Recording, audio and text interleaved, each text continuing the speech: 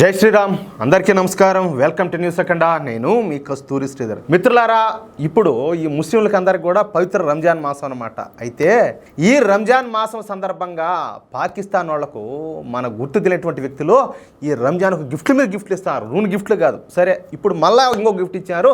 ఆ గిఫ్ట్ ఏంది, ఎట్ ఇచ్చారు అనేది ఈ వీడియో ద్వారా మీకు చెప్పే ప్రయత్నం చేస్తా. న్యూస్ మాత్రం సూపర్గా ఉంటుంది, ఓకేనా?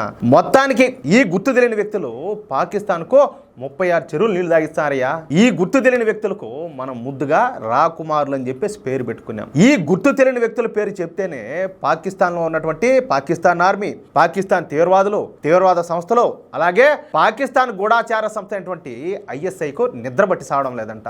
2022 నుంచి ఈ గుర్తు తెలియని వ్యక్తులు గేమ్ బిగిన్స్ అన్నట్టుగా పాకిస్తాన్లో తమ ఆటనైతే స్టార్ట్ చేశారు. భారత్ను నాశనం చేయాలన్నటువంటి దుర్దేశంతో టార్గెట్ చేస్తున్నటువంటి తీవ్రవాద నాయకులకు, ISI ఏజెంట్లకు, పాకిస్తాన్ ఆర్మీ అధికారులకు మన రాకుమారులు వాళ్ళు కోరుకున్నట్టుగానే, ఏమే మీకు ఈ మాట వినే ఉంటారు, 72 మంది కన్నీళ్ళ దగ్గరికి పంపిస్తారయ్యా, వాళ్ళు కోరుకున్నట్టుగానే. సరే, ఇక 2022 నుంచి ప్రారంభమైనటువంటి మన రాకుమారుల దండయాత్ర ఇప్పుడు కూడా నిర్విఘ్నంగా కొనసాగుతుంది. మొత్తంగా నిన్న లేపేసినటువంటి అబు కథలతో కలిపి ఇప్పటి వరకు 36 మంది భారత వ్యతిరేకులను మన రాకుమారులు అంతమొందించారు.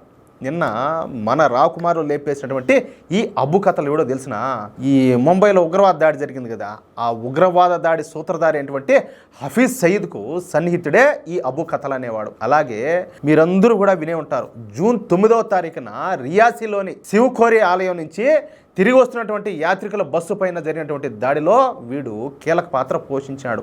అంటే మీకు ఇంకా క్లియర్గా అర్థమయ్యేటట్టు చెప్తా. ఇది అమ్మవారి దర్శనానికి పోయినారు మనోళ్ళు హిందువులు, తెలిసిన పొయ్యి తిరిగి వచ్చే క్రమంలో కుట్రపూరితంగా ఒక బస్సు మీద కాల్పులు జరిపి అమాయకులందరినీ కూడా పొట్టన పెట్టుకున్నారు.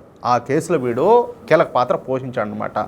ఈ అబు ఖతల్ నాయకత్వంలోనే ఈ దాడి అనేది జరిగింది. అంతేకాకుండా లష్కరే తోయిబా ఉగ్రవాద సంస్థకు కీలక కార్యకర్త అయినటువంటి ఈ అబు ఖతల్ జమ్మూ కాశ్మీర్లో అనేక దాడులు కూడా ప్లాన్ చేశాడు. పాకిస్తాన్ లో ఉన్నటువంటి పంజాబ్ ప్రావిన్స్ ఉన్నారు కదా, ఆ పంజాబ్ ప్రావిన్స్ లోనే జేలం టౌన్ లో వీడి అనుచరుడితో పాటు ప్రయాణిస్తున్నటువంటి ఈ అబు ఖతల్ కారు పైన ఒక్కసారి విరుచుకుపడినట్టుగా మన రాకుమారులు కాల్పులు జరిపినారు.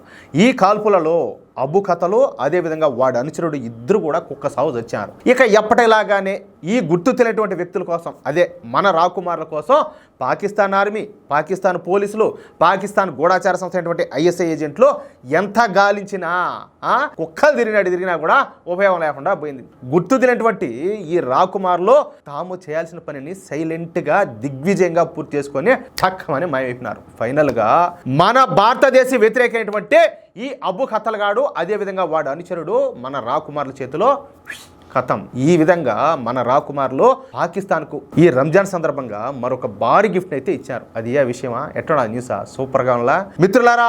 ఈ న్యూస్ కనుక మీకు నచ్చినట్టయితే ఖచ్చితంగా ఈ న్యూస్ నలుగురికి షేర్ చేయండి.